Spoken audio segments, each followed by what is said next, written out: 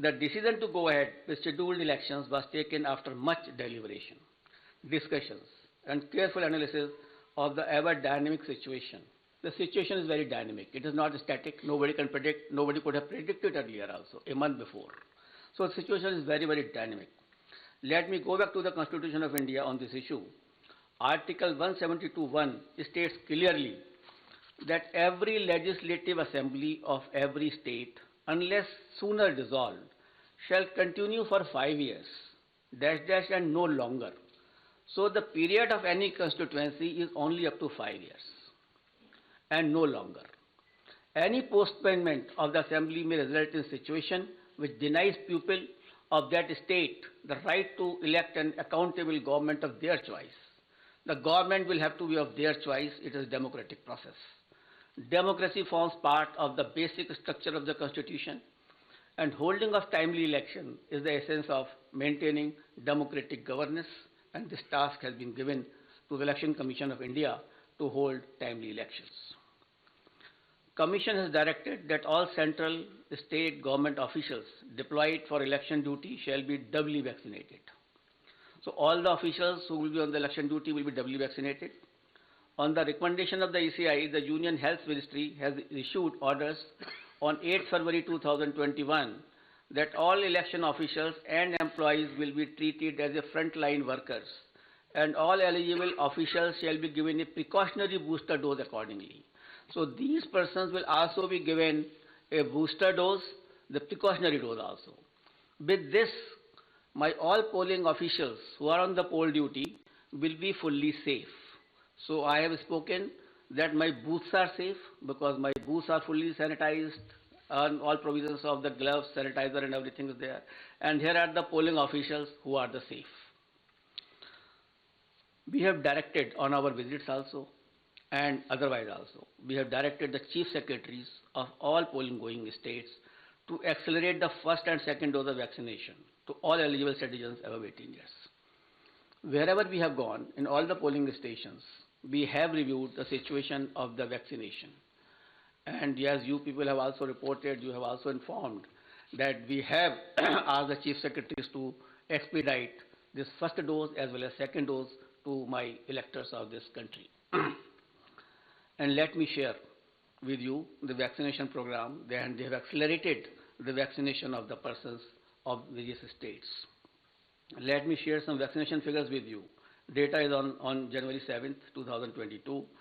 In Goa, more than 95.8% people have been vaccinated with both the doses. So almost all population of Goa has got double vaccination.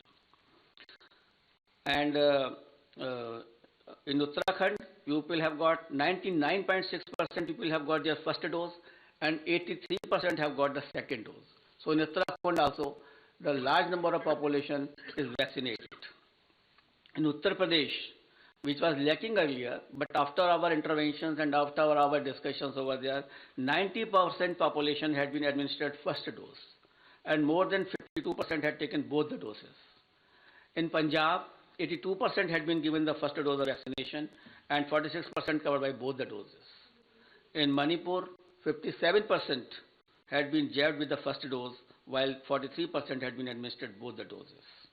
In absolute figures, as on January 7, 2022, more than 15 crore people in these 5 states together have got the first dose of vaccine and more than 9 crore people had been administered both the doses. So this was regarding the safety of electors.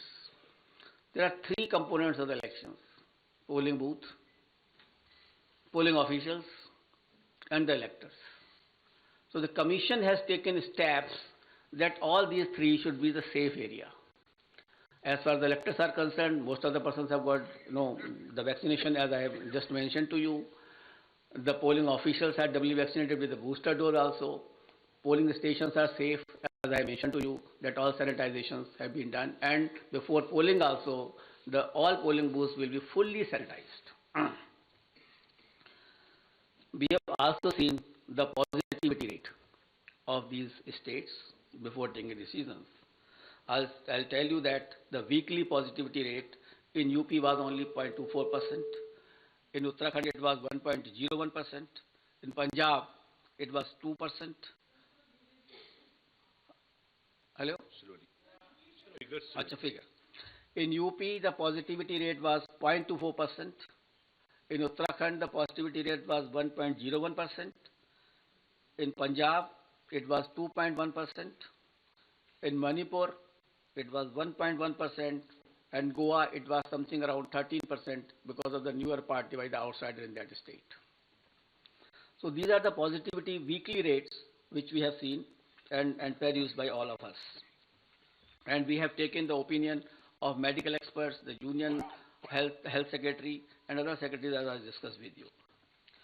We have appointed health nodal officers at the district, state, and assembly constituency level, and in all polling states. And in view of COVID concerns, polling time has been increased by 1 hour in all 5 states, and the time will be notified when the notification will be issued of those particular states. In view of emphasis on non-contact based campaign during pandemic conditions, Commission has decided to double the free equitable time allotted to the recognized political parties on Doordarshan and AER during these elections.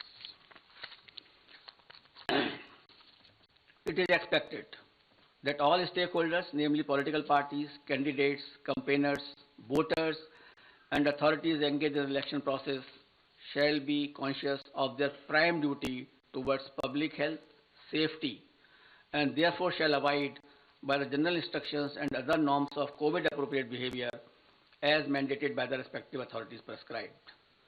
Further, political parties and candidates are advised to conduct their campaign as much as possible through digital, virtual, media platforms, mobile-based mode instead of physical mode, ensuring strict compliance of COVID safety norms.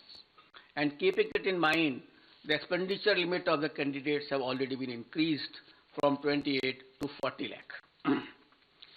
A detailed guidelines are being issued and which will be given to all of you regarding the COVID guidelines 2022 as to how the political parties, how the election officials, how the EVM persons will be dealt with and will be dealing with